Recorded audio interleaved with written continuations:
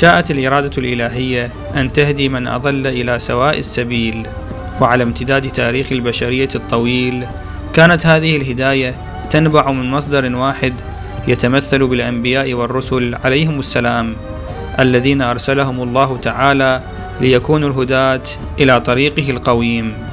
ولأن أعداء الله تعالى يعملون على أن تبتعد البشرية عن ذلك الطريق، لذا كانت نتائج سعيهم هذا ظلام مطبق تخبطت فيه الإنسانية آناء الليل وأطراف النهار. وتشاء الإرادة الإلهية أن تنهي انتظار البشرية لمن ينقذها من العبودية والذل، فأذن رب العزة والجلالة لرسوله الخاتم محمد بن عبد الله صلى الله عليه وآله وسلم أن يبلغ الرسالة مفصلة إلى الناس رحمة لهم، ولينقذهم من عبادة العبيد إلى عبادة الواحد الأحد. فكانت هذه الرسالة هي النعمة المهداة للإنسانية كلها.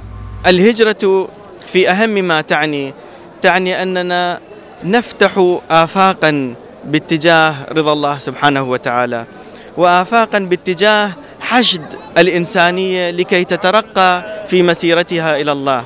فإذا ضاق بلد هذا لا يعني أننا سوف ننكفئ وأن نستسلم وأن يترك المشروع، بل تفتح الآفاق. ولذلك نفهم من الهجرة النبوية المباركة نفهم التفتح على العالم الآخر والتواصل مع العالم الآخر ومد الأيدي النبوية الرحيمة المحمدية باتجاه العالم الآخر. نعني بالعالم الآخر العالم الذي لم يدخل للإسلام بعد.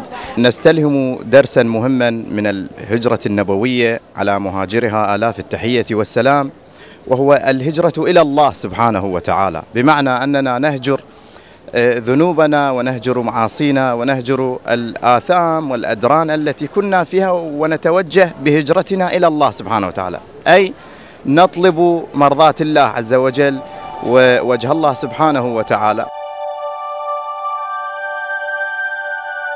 يقول الإمام علي عليه السلام عن بعثة الرسول الأكرم صلى الله عليه وآله وسلم: أرسله على حين فترة من الرسل، وطول هجعة من الأمم، واعتزام من الفتن، والدنيا كاسفة النور ظاهرة الغرور، أضاء به البلاد بعد الضلالة المطلقة والجهالة الغالبة.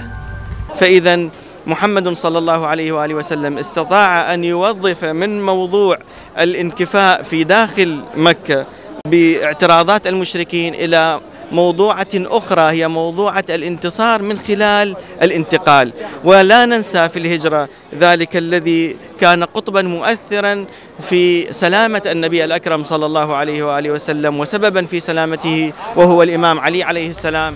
إن يوم البعثة النبوية المقدسة وهو يفتح الباب على مصراعيه إلى الهداية والصلاح يعتبر تاريخا جديدا لمسار الإنسانية، وحدثا يستحق أن يكون عنوانا للتطلع إلى الحرية المنشودة في كل زمان ومكان يجتمع فيه المجتمعون وهم يستذكرون هذه المعاني في ذلك اليوم الذي يعتبر الحد الفاصل ما بين الظلمة والنور، ذلك النور الذي أضاء مشارق الأرض ومغاربها وسيضيئها إلى قيام الساعة.